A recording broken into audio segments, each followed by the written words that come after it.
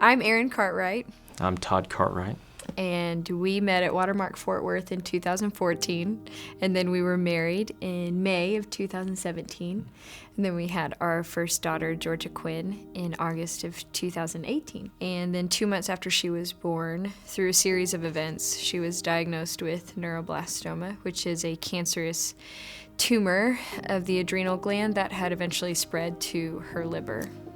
Initially, I think obviously we were pretty shocked. It felt surreal that we were taking our newborn to the oncology unit of Cook Children, but I was panicked at first.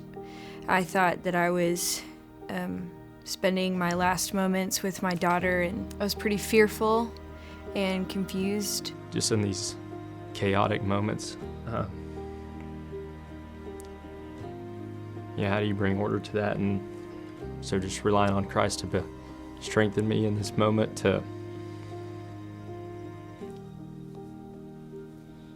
love the people around us, encourage them, encourage my wife. As she's coming out of surgery and she's got all these tubes coming off of her, and her voice is raspy from the breathing tube that they just removed, and she's groggy coming out of anesthesia, and this is your 2-month-old. I mean, it was shocking and really easy for me to lose my temper and want to lash out. It was extremely frustrating, and it was an extremely stressful time. It's just high stress moments where everything was urgent and everything mattered, in the midst of me feeling shocked and grieved at what I was seeing and experiencing. And so in these moments, I had to have the truth of the suffering servant in the gospel, because that is the only person that I could look to that I knew understood what I was thinking and feeling in that moment.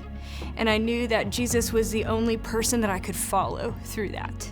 Because if he suffered the way that he did, then okay, I will follow him through this suffering. I too will suffer.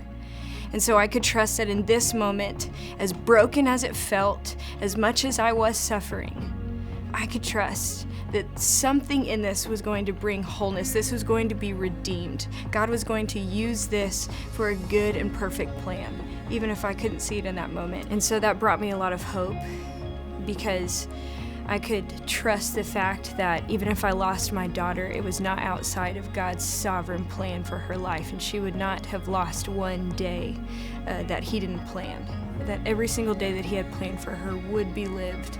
And so I knew that I could trust that. It was a really easy choice for us to say we want to honor God through this. Yeah, God really showed up through the body.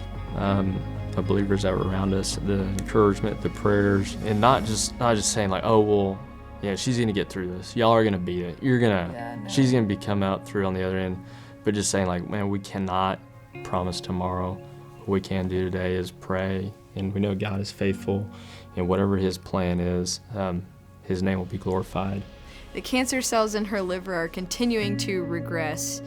So they're still there, but it has shrunk significantly, and her body is now fighting off the cancer on its own.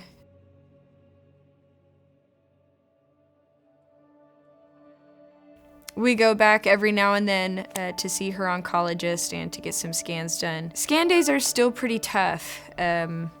They're all day. There's anesthesia involved. There's IVs, and the older she gets, the less she's willing to tolerate a lot of this. So it's still pretty stressful. And so this truth was not just applicable in that really intense time. Even whenever we have just normal parenting situations where Georgia gets a stomach bug or a diaper rash, or she's throwing a temper tantrum because she refuses to wear shoes these days, this truth is still something that is, one, easy to forget, but is what we look to and what we hold on to, because that is the point of all of this. That's the point of this testimony. That's the point of anything that we could garner from this season, is to point to God and to make him known, because he is holy and he is brilliant and he is kind and he is in control and he can be trusted.